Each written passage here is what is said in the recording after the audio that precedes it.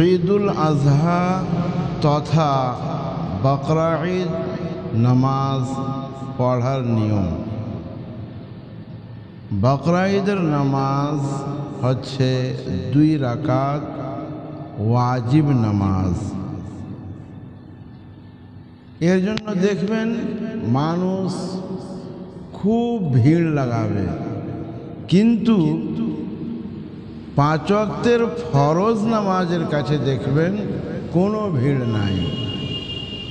খেয়াল রাখতে হবে আপনাকে ফরজ নামাজের জন্য, তারপরে ওয়াজিব নামাজে। তো যাই হোক, 2 রাকাত বকরা ঈদের নামাজ পড়ার নিয়ম আজকে আপনাদের সামনে পেশ করছি।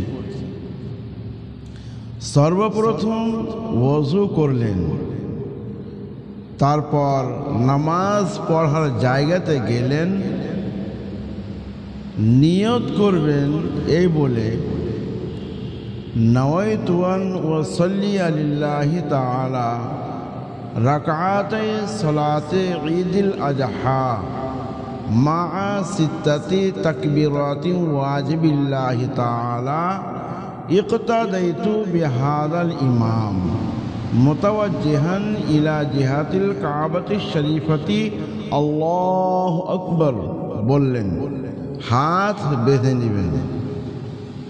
তারপরে সুবহানাকাল্লাহুম্মা ওয়া বিহামদিকা ওয়া তাবারাকা ইসমুকা ওয়া তাআলা জাদ্দুকা ওয়া লা ইলাহা গায়রুকা, যখন সানা পাঠ করা শেষ হলো আবার আল্লাহু আকবার বলে হাত উপরে গিয়ে নিচে করবেন, আর আল্লাহু আকবার নিচে করলেন, আল্লাহু আকবার বলে হাত বেঁধে নেবেন।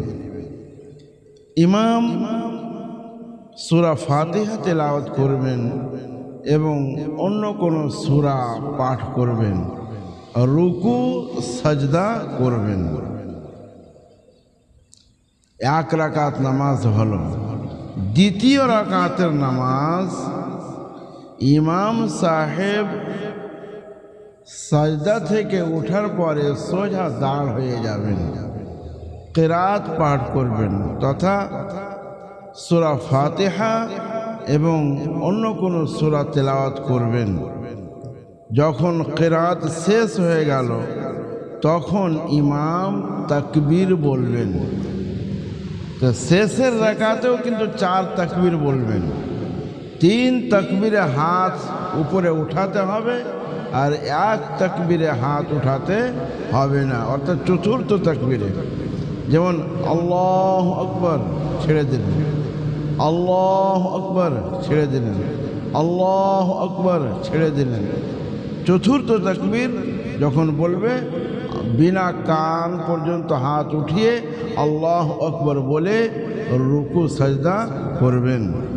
2 রাকাত নামাজ যখন সম্পূর্ণ হয়ে গেল তখন খোদার দরবারে দোয়া করবেন, আর যে খুতবা পাঠ করা হবে সেই খুতবাটাকে মনোযোগ দিয়ে শুনবেন। এটাই হচ্ছে ঈদুল আজহার নামাজ পড়ার নিয়ম।